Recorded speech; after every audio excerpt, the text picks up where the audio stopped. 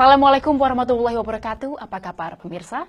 Metro TV Aceh kembali hadir di hadapan Anda bersama saya, Dazen Frila, dalam Ureng Getanyo. Pemirsa, Banda Aceh sebagai ibu kota Provinsi Aceh merupakan barometer bagi kota-kota lain di Provinsi Aceh. Beragam pembangunan yang dilakukan Banda Aceh menjadi acuan bagi daerah-daerah lain di Aceh. Yang menjadi pertanyaan, bagaimana pimpinan kota Banda Aceh di masa mendatang mampu menjadikan kota ini sejajar dengan ibu kota lain di berbagai provinsi di Indonesia. Untuk membahasnya sudah hadir bersama kami di studio Metro TV Aceh, Wali Kota Banda Aceh nonaktif yang juga calon Wali Kota Banda Aceh petahana, Iliza Sa'aduddin Jamal, dan pengamat pembangunan perkotaan Syamsul Rijal. Assalamualaikum Ibu, Bapak, terima kasih telah hadir di studio Metro TV Aceh siang ini. Pemirsa, namun sebelum kita berbincang, kita simak terlebih dahulu informasi berikut ini. Banda Aceh adalah ikon bagi Provinsi Aceh.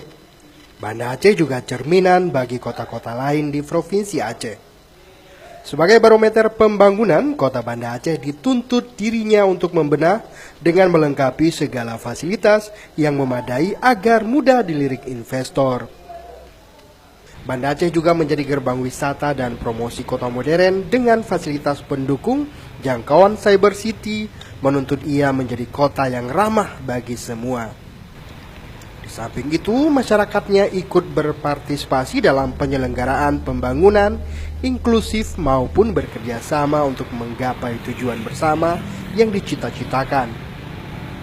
Keadaan ini diharapkan melahirkan warga kota Banda Aceh yang memiliki jati diri yang ramah, taat aturan, damai sejahtera, serta berbudaya dan beradab. Tim Liputan Metro TV Aceh. Baik, Ibu Iliza, kota Banda Aceh ini sebagai ibu kota Provinsi Aceh ini kan seharusnya menjadi barometer bagi daerah-daerah lain di Provinsi Aceh. Bagaimana pandangan Bunda Iliza selaku wali kota yang menjabat saat ini tentang kota Banda Aceh ke depannya? Ya, alhamdulillah pasca musibah gempa bumi dan tsunami, hampir 9 tahun kami diberikan kepercayaan untuk menjadi pemimpin kota ini bersama almarhum Bapak Mawardi Nurdin, ya, dan saya melanjutkan. Kita terus berjuang dan berusaha untuk memberikan yang terbaik. Karena memang kita paham betul ini sebuah ibu kota provinsi dan wajahnya Aceh ada di Banda Aceh. Betul. Dan saat kami memimpin sejak 2007 sampai sekarang ada 49 penghargaan yang sudah kita terima, baik itu secara lokal, nasional, dan internasional. Bahkan juga dari Metro TV, yaitu MDGs Award. Ya. Oh, jadi untuk women, untuk perempuan, ya. Jadi memang Banda Aceh ini, alhamdulillah, dari apa yang sudah kita lakukan, kita tidak pernah sebetulnya berusaha untuk mendapatkan penghargaan itu. Tapi kita mencoba untuk bagaimana memberikan yang terbaik, baik dari sisi pelayanannya, maupun dari sisi penerapan syariat Islamnya, kemudian membangun peradabannya, dan komitmen political will yang ada ini membuat hasilnya itu karena kita yang capaian yang kita tuju adalah dengan cara pembenaran, perbaikan ke arah yang betul-betul prosesnya itu benar, sehingga penghargaan itu datang dengan sendirinya, alhamdulillah. Baik. Tapi jika dibandingkan dengan ibu kota lain di provinsi-provinsi lain di Indonesia, sebenarnya masih ada yang berpikir bahwa Banda Aceh ini masih tertinggal, Bu, dibandingkan dengan ibu kota provinsi lain.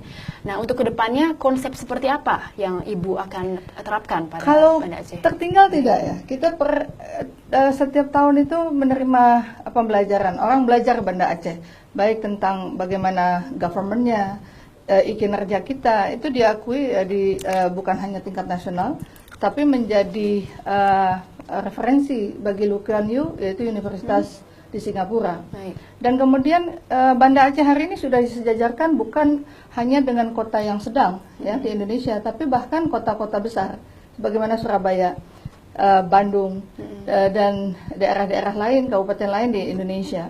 Saya selalu berada di sana, dan hari ini Banda Aceh itu menjadi bendahara APEXI. Banda Aceh saya menjadi ketua Chair of Standing Committee for Women untuk Asia Pasifik.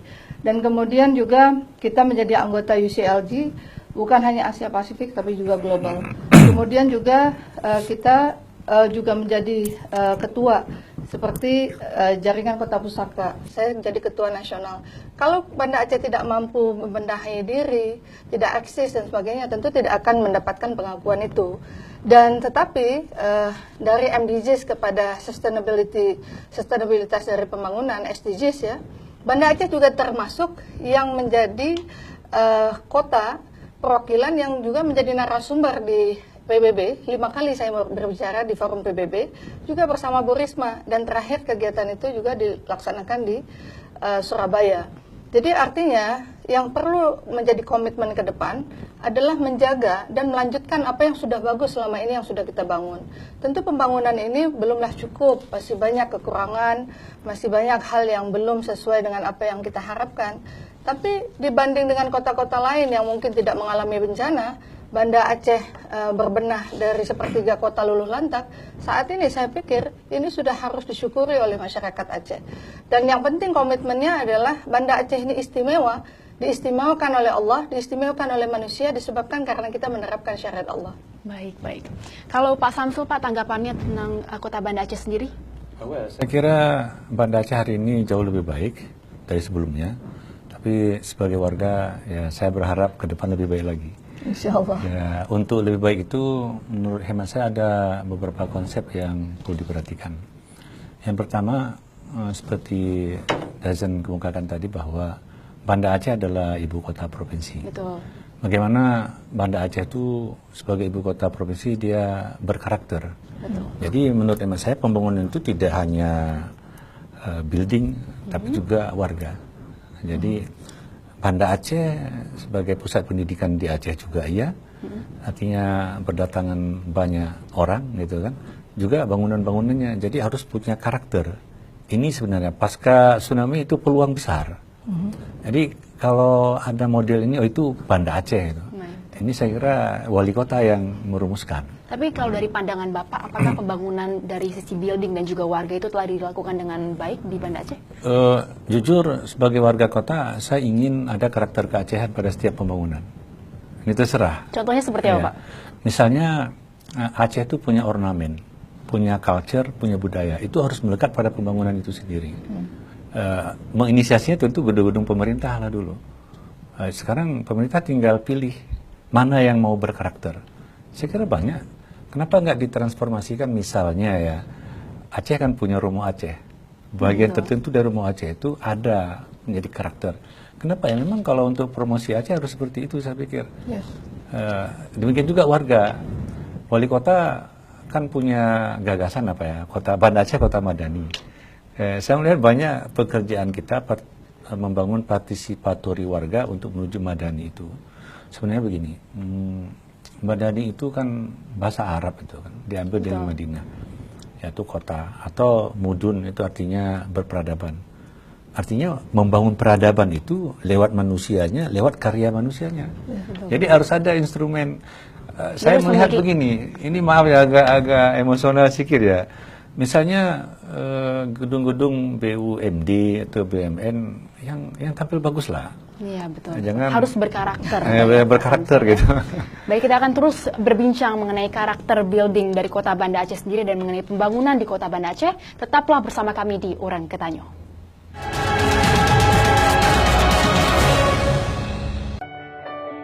Inilah Indonesia. Adiwarna budaya mengukirnya indah, begitu khas, begitu mempesona. Senyum yang ramah menjadi tahta seakan siap menyambut siapa saja. Disinilah Indonesia. Hari-hari anak negeri mensyukuri anugerah dalam kebersamaan, hidup bersahaja. Kamilah Indonesia.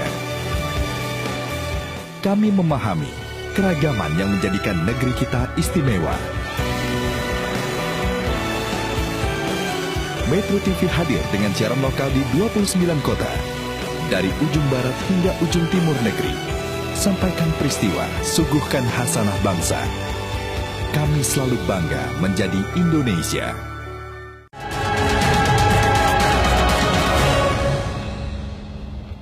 Pemirsa, terima kasih Anda masih bersama kami di Urang Ketayung.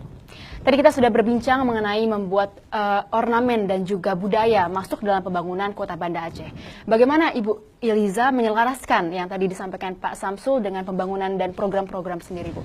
Ya, alhamdulillah saya sepakat ya, sangat sepakat dengan apa yang beliau sampaikan. Karena jati diri itu sesuatu yang penting, sangat penting. Dan maka pembangunan ke depan yang kita akan bangun ini tentu harus benar-benar memperhatikan dari sisi peninggalan-peninggalan bersejarah, kemudian ornamen yang ada, kekhasan kota itu. Dan kita sudah mulai, saat ini kita sedang membangun Convention Hall, yaitu Madani Education Center di depan kantor gubernur. Itu bisa menampung sekitar 4.000 orang di dalamnya. Dan memang kita membangun itu seperti Timur Tengah, tapi ornamen yang kita pakai adalah ornamen Aceh. Jadi kolaborasi menggambarkan bagaimana kota ini benar-benar mengarah kepada syariah, ya. Kemudian ornamen Aceh itu tetap kita jaga. Seperti kita membangun kantor BKPP, ya, misalnya ada ornamen pintu Aceh dan sebagainya. Dan ini sudah kita mulai. Kita juga akan menggantikan gerbang masuk ke Banda Aceh itu dengan gambar yang sudah kita siapkan, itu kerjasama juga kita dengan BPD Aceh, insya Allah.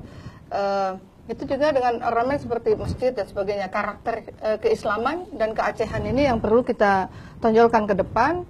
Masih ada kesempatan, dan kemudian juga tempat-tempat bersejarah. Nah, kita akan bangun seperti museum di wilayah Kampung Pande, ya. Museum di sana, kenapa? Karena peninggalan bersejarah itu banyak di tangan masyarakat Kampung Pande. Mereka mau menyerahkan kepada pemerintah jika pemerintah akan membangun museum di sana. Dan kita juga mencoba untuk bagaimana bekerja sama dengan Belanda agar peninggalan di sana, syukur kalau mereka mau mengembalikan, tapi kalau tidak kita akan membuat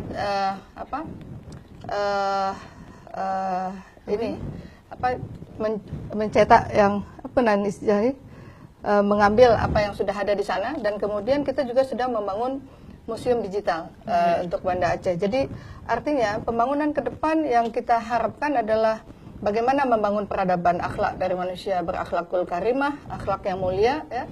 Kemudian bagaimana menghargai perbedaan, bagaimana mereka berpartisipasi secara aktif dan taat dan patuh kepada agama ini. Yang penting kita mau bangun manusianya yang lebih utama, dan kemudian bagaimana menjaga, melestarikan apa yang sudah ditinggalkan. Bagaimana Ibu itu membangun karakter manusia yang berakhlak ini, yang upaya-upaya yang sudah dilakukan? Ya, alhamdulillah ya, kita di dalam pendidikan Banda Aceh hanya satu-satunya di Banda Aceh yang menambah pendidikan agama seperti diniyah, program diniyah. Dulu Banda Aceh ini 2009 ya, hampir hanya 40% mungkin yang mampu membaca Al-Quran, tapi sekarang sudah 90 sekian persen. Kemudian dulu mungkin juga banyak anak-anak dari sekolah itu terlibat narkoba, tapi hari ini BNN mengatakan dari seluruh Aceh, Banda Aceh lah yang terendah karena pembentukan karakter. Dan kota ini mudah-mudahan bisa menjadi kota dakwah. Kita akan bagaimana memperhatikan dayah-dayah yang ada, karena baru-baru ini kita sudah mesahkan juga SOTK yang baru, ada Dinas Pendidikan Dayah, ya, di mana ini juga penting untuk membangun karakter Islam dari masyarakat kita. Kita cerindu suasana Aceh masa lalu, di mana-mana orang mampu menghafal Quran, orang memahami Al-Quran, mampu mengamalkan dan sebagainya, ilmu-ilmu fiqh dan sebagainya, sehingga karakter ini menjadi lebih kuat. Jadi masuknya mungkin hal-hal dari luar secara global ini tidak akan memberikan pengaruh besar terhadap masyarakat Banda Aceh. Jadi inilah yang ingin kita bangun, peradaban itu adalah dengan Al-Quran As-Sunnah. Pedoman kita tetap Al-Quran dan hadis. Dan saya melihat bahwasanya ketika kita melakukan usaha dakwah, kita ada dakwah Jumatan, kemudian ada kita membentuk da'i-da'iyah untuk kota Banda Aceh, dan kemudian dakwah di setiap kampung oleh SKPD yang ada. Dan karakter ini berubah. Yang tadinya perempuan mungkin banyak yang tidak berhijab, kemudian berhijab. Yang tadinya hijabnya biasa, kemudian lebih syar'i. Yang laki-laki dulu banyak sekali mungkin maghrib olahraga pulang dengan celana pendek. Sekarang suasana itu sudah tidak kita lihat. Jadi banyak perubahan-perubahan. Dulu orang sulit untuk pergi ke majelis taklim. Sekarang berlomba-lomba ibu-ibu untuk pergi ke majelis taklim. Dulu Baik. pemikiran orang tua untuk menyekolahkan anaknya mikir di mana nih yang bahasa Inggrisnya sekarang di mana yang ada Al-Qur'an. Betul, betul. Gitu. Kalau Pak Samsul, apakah konsep yang disampaikan Bu Eliza ini menurut Bapak sudah tepat, Pak? Ya, saya pikir untuk menuju Banda Aceh, ibu kota provinsi Aceh sebagai kota yang modern, ya salah satunya itu. Kalau mau ke prinsip, ya saya tadi tetap masih kepada dua ornamen itu, dua unsur. Yang pertama building itu, kedua karakter buildingnya, dan kedua karakter manusianya. Nah, karakter manusia ini mungkin wali kota mengawali membangun partisipatori. Tidak boleh ada warga yang tidak berpartisipasi dari kegiatan ruh pembangunan daripada pemerintahnya. Nah, untuk membangun ini seperti tadi sudah disebutkan tentang membangun akhlak dan sebagainya. Saya kira akhlak ini kan bermacam-macam. Maaf ya, kita tidak boleh mengartikan akhlak itu sopan santun. Ini yang sangat keliru. Akhlak itu adalah bagaimana dorongan dari dalam berperilaku itu menuju kepada kebajikan, itu yang pentingnya. Misalnya ya, saya sebagai warga kota misalnya, saya pelanggan PDAM misalnya. Kalau saya bisa bayar tepat waktu, saya itu berakhlak. Bukan akhlak saya hanya diukur saya sering bersalawat dan sujud di masjid, tapi air wudhu saya tuh nggak saya bayar loh. Ya. Buat apa saya ngambil wudhu mandi junub misalnya dengan air yang saya tidak bayar misalnya. Betul. Itu kita belum berkarakter. Nah, membangun partisipatori ini menjadi tugas besar daripada pemerintah atau negara. Artinya belum dilaksanakan dengan baik menurut Bapak? Saya pikir sudah. Kita lihat kan dinas. Upaya seperti apa, contoh, harus ada bagaimana warga itu sadar akan hukum, taat kepada hukum. Itulah bagian daripada peradaban. Kalau warga yang sudah taat pada hukum, yang lainnya tinggal ya gampang deh kalau bahasa kotanya. Sejauh ini apakah pemahaman seperti itu sudah diberikan pada masyarakat? Ya Bu sudah, Eliza? kita sudah bagaimana ya inilah kota dakwah. Kita masuk kepada bagaimana hal-hal kecil, bagaimana mereka taat kepada jangan buang sampah sembarangan. Alhamdulillah kota Banda Aceh termasuk kota yang mendapatkan adipura ya. Kemudian bagaimana pengelolaan keuangan. Ya alhamdulillah WTP kita 8 kali mendapatkan itu. Dan bagaimana anak-anak sekolah itu pakaiannya harus itu kukunya harus bersih dan sebagainya. Dari hal-hal kecil akan menjadi hal-hal besar, menjadi karakter, menjadi habit, menjadi kebiasaan, dan itulah akhlak yang memang mereka itu patuh dan tunduk bukan karena aturan tapi karena cinta kepada Allah, dan mereka tidak akan khianati Allah, termasuk hal-hal yang bukan haknya mereka akan menolak. Jadi apa yang menjadi kewajibannya akan dia tunaikan. Jadi inilah yang arah kita inginkan, masyarakat kita bertanggung jawab. Jadi hidup jangan semau-maunya dia, tapi semau-maunya Allah. Kalau semau-maunya Allah udah pasti benar, tapi semau-maunya kita belum tentu benar gitu. Bunda Eliza, tadi Ibu sempat berbicara mengenai berbagai pembangunan yang saat ini telah dilakukan dan juga akan dilakukan di masa depan untuk Kota Banda Aceh sendiri. Nah, itu kan tentunya membutuhkan dana. Ya. Itu dari mana dananya, Bunda? Tapi kita tahan dulu sebentar karena kita akan jeda sejenak. Tetaplah bersama kami di Ureng Ketanyo.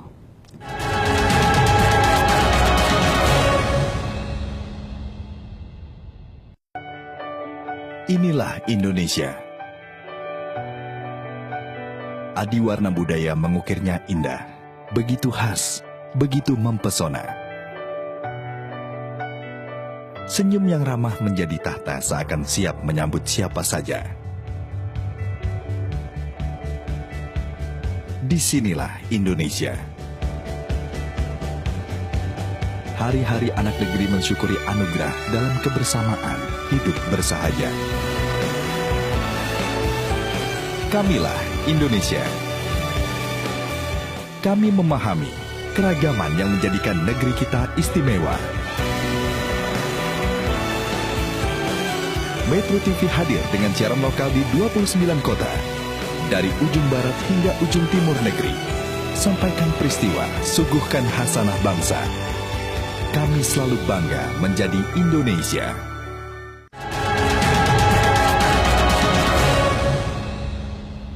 Pemirsa, kembali lagi bersama kami di Ureng Ketanyo. Bunda Eliza, mungkin bisa langsung dijawab tadi pertanyaan mengenai dana? Ya, kalau anggaran, ya alhamdulillah kita sejak 2007 ya, pendapatan Banda Aceh itu hanya sekitar 5-9 miliar. Ya, sekarang 213 miliar untuk Banda Aceh. Jadi berkali lipat itu meningkat. Nah, ini adanya kesadaran masyarakat dan program-program yang kita buat dan sebagainya. Dan begitu juga dengan dana anggaran, dana OSUS, ada APBN. Dan kemudian dari pihak-pihak katakanlah kita ingin Banda Aceh ini kan termasuk kota yang paling mudah dalam pengurusan perizinan, bahkan secara online. Dan ke depan bahkan izin itu kalau mereka bertempat di Banda Aceh bisa langsung kita antarkan ke tempat mereka. Jadi bagaimana kita menjadi khadimul ummah, menjadi pelayan yang baik untuk masyarakat. Dan kemudian juga bagaimana menghadirkan investor. Ya sekarang ini akan lebih mudah ke depan. Ya kita mudah-mudahan bisa bekerja sama dengan Istanbul, dengan Turki, dan juga ada negara-negara lain atau investor lain baik dari lokal, nasional. Ketika Banda Aceh ini tentang kewissataannya itu sudah pariwisata kita semakin lebih baik dan sebagainya, dan kemudian ekonomi masyarakat akan lebih bagus, tentu investor akan lebih nyaman untuk masuk ke Banda Aceh. Jadi kita tidak menutup kemungkinan untuk itu, karena saat ini berbagai hotel muncul di Banda Aceh, tapi semuanya harus adalah menjaga khasanah kita, yaitu tetap Islami, tetap halal. Wisata yang kita usung adalah wisata halal karena Banda Aceh sudah mendeklarasikan diri sebagai World Islamic Tourism, dan tentu ini semua yang sedang kita persiapkan sehingga dengan Banda Aceh ini semakin lebih dikenal, kepercayaan publik dan sebagainya, pelayanannya menjadi bagus, hal-hal yang mudah. Tentu ini akan mendatangkan dari mana rezeki-rezeki yang kita tidak pernah sangka-sangka. Allah juga akan bantu, itu semua akan datang intervensi Allah, saya yakin. Baik, untuk membangun Banda Aceh ini kan membutuhkan dana yang juga besar dan juga partisipasi dari investor. Ya. Sejauh ini apa saja upaya yang dilakukan, Bu, untuk menarik investor ini? Ya, kita selalu memberikan promosi ya, promosi baik kerjasama dengan kedutaan, katakanlah dengan Amerika, katakanlah dengan Turki, katakanlah dengan Malaysia. Nah, saat ini kan yang paling banyak datang ke Banda Aceh itu dari Malaysia. Tapi yang menjadi kendala kita adalah luas wilayah kita hanya 61,32 km persegi. Kemudian jumlah penduduk kita hanya 200 sekian. Kalau misalnya dia mau investasi besar, itu mungkin membutuhkan penduduk yang sampai 1 juta dan sebagainya. Tetapi upaya usaha kita ini tidak pernah berhenti gitu ya, untuk bagaimana agar banyaknya investor bisa berinvestasi di Banda Aceh. Maka kita bukan hanya Banda Aceh, bisa saja itu di Aceh Besar, bisa saja itu di Sabang. Karena kita juga punya kerjasama Banda Aceh, Sabang dan Aceh Besar, yaitu Basajan. Banda Aceh, Sabang, dan Janto. Jadi artinya kalau Sabang maju, Aceh Besar maju, Banda Aceh juga pasti menjadi gerbang untuk itu semua, dan itu tentu akan sangat terbantu masyarakat kita, dan kita mendidik masyarakat agar pemulia jame ada getahnya. Jadi masyarakat kita ya sangat welcome kepada siapapun yang datang ke Banda Aceh. Baik, Pak Samsul, kalau dari pandangan Bapak sudah seperti apa sih pemerintah kota dalam menarik investor untuk berinvestasi di Banda Aceh? Ya, saya pikir seperti yang dijelaskan itu kan dapat dilihat ya dengan geliat pembangunan, kemudian Banda Aceh sebagai salah satu destinasi. Dan kita juga harus ingat bahwa Banda Aceh ini kan secara geografis kan pintu gerbang yang masuk ke Indonesia. Oleh karenanya mau tidak mau wali kota harus membenahi diri. Makanya yang saya tetap kepada komitmen tadi harus ada karakter itu loh. Karakter bangunannya, suasananya, karakter orangnya itu harus menyatu. Dan ini juga akan menjadi salah satu pertimbangan investor, saya kira. Apakah kenyamanan? Oh enak loh kalau kita investasi di Banda Aceh, orangnya friendly misalnya kan. Nah, ini tugas wali kota bagaimana mendesain itu. Tapi jadi kendala juga termasuk listrik. Ya. Ya kita berharap Pak Infrastruktur Gubernur ya, infrastruktur infrastruktur listrik ini kan, pasokan listrik itu paling utama. Orang bangun hotel tiba-tiba harus pakai genset, ini kan mereka juga sulit untuk itu. Jadi ada persoalan-persoalan, bukan hanya komitmen dari pemerintah kota, tapi juga ada pusat dan juga ada provinsi yang harus mensupport dan mendukung agar ibu kota ini benar-benar siap untuk menerima bantuan atau investor untuk masuk ke Banda Aceh, tapi harus sangat selektif ya. Betul. Kalau dari sisi lapangan pekerjaan sendiri, Bu Iliza, apakah itu sudah memadai bagi kaum urban untuk masuk ke Banda Aceh? Kalau untuk pekerjaan ya, tentu masih sangat terbatas. Ya. Kita pahami betul ada 12% yang pengangguran di Banda Aceh berdasarkan data yang kita miliki. 10% itu adalah orang yang masuk ke Banda Aceh, dan kemudian 2% itu adalah penduduk Banda Aceh. Ya kita pemerintah kota terus berusaha untuk bagaimana membangun karakter entrepreneur dari masyarakat kita. Kita akan membuka untuk sport center bagi pemuda-pemuda di Banda Aceh. Untuk karakter mereka kan kita punya 80 sekian komunitas ya di bidang ICT. Dan ini juga sebetulnya sesuatu yang sangat menarik juga untuk mereka mendatangkan para investor dan juga kaum urban pendapatan mereka bekerja dan sebagainya. Nah ini terus kita usahakan agar bagaimana tingkat pengangguran Banda Aceh terus berkurang. Kemudian kita juga membuat job fair dan sebagainya. Nah kayak tahun kemarin ini sampai 2.000 orang itu bisa diterima, ditampung, bisa kerja di seluruh. Baik Bu Eliza. Pak Samsul mungkin Pak tanggapannya terakhir. Ya saya pikir ya apa yang dicanangkan oleh pemerintah, wali kota itu warga harus merespon. Jadi saya tetap sebaik apapun program kalau partisipasi itu rendah itu tidak akan jalan. Harus lebih ditingkatkan ya, lagi rasa jiwa Banda Aceh di masyarakat sendiri. Ya. Baik, terima kasih Pak Samsul dan Ibu Eliza atas perbincangan kita siang ini. Pemirsa, demikian perbincangan kami kali ini. Kami berharap perbincangan ini dapat menambah wawasan kita terkait pembangunan kota Banda Aceh ke depannya. Atas nama kerabat kerja yang bertugas, saya Dazen Frila pamit undur diri. Terima kasih dan wassalamualaikum warahmatullahi wabarakatuh. Assalamualaikum warahmatullahi wabarakatuh. Waalaikumsalam. Terima kasih, Bu Eliza.